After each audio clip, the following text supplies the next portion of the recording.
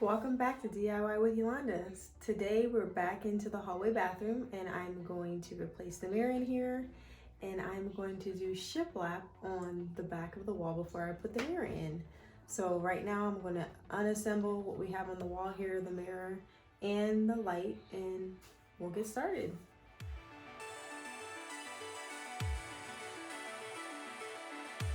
So as you can see, I had a feeling there was a hole behind here because when I looked on the very top of this, I could see that there was like possibly a hole behind this mirror, and there is. So I'm not patching it in or anything because obviously I'm going to be putting another mirror in. The shiplap will cover over it, but I wonder why there's a hole here. So we're back in the bathroom and I am going to mark my center, and that way as I'm putting the shiplap pieces up, I keep a spot of where my center is so that I can center the mirror exactly where I need it to be. And then also I am using not real shiplap, I'm actually using 1/4-inch plywood. And when I'm cutting it, I'm actually cutting it in 6-inch strips. And then as I put them up here, I'm gonna use nickels to keep the spacing of the shiplap look. And my thought here is I'm not going to cover this in the middle because first of all, there's no support for the shiplap that I'm gonna be putting up, and it's gonna be covered by the mirror anyway. So I'm gonna stop my shiplap once I get here and just be on the edges, and that'll help me keep it butted up against the wall as well. So let's get started.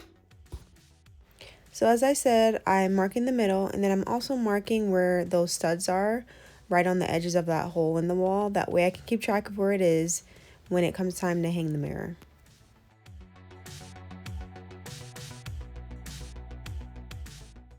Here I am using my new circular saw. I'm so excited about getting it, and I'm just cutting down the plywood to 6-inch pieces. I added liquid nail to the back of each board, then I made sure the boards were level and used my nail gun to nail them into place. As you can see, I just used my tape measure to measure for the next board. I did that all the way down. Never assume that the wall is the same distance as you go down. Next, I used my multi-tool to cut out for the outlet area. I just made a square, kept it simple.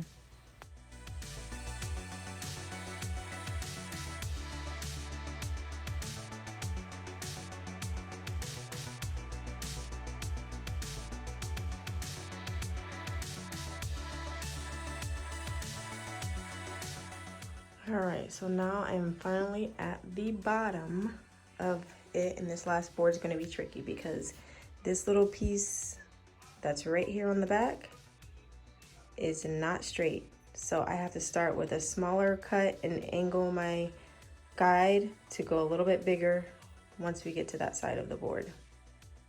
I am measuring where I need to drill the screws to hang the mirror. So I thought it recorded me adding the trim to the top and sides of this, but I guess not. I went to Home Depot and I purchased 1/4-inch by 3/4-inch trim pieces, added those with the nail gun, and then now I'm caulking along that to make it seamless.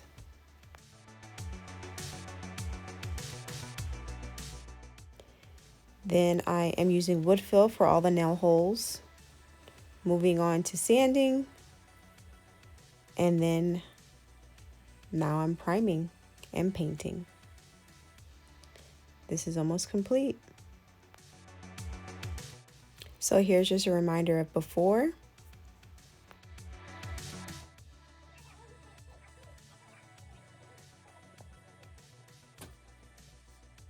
And here is the after. I am in love, you guys.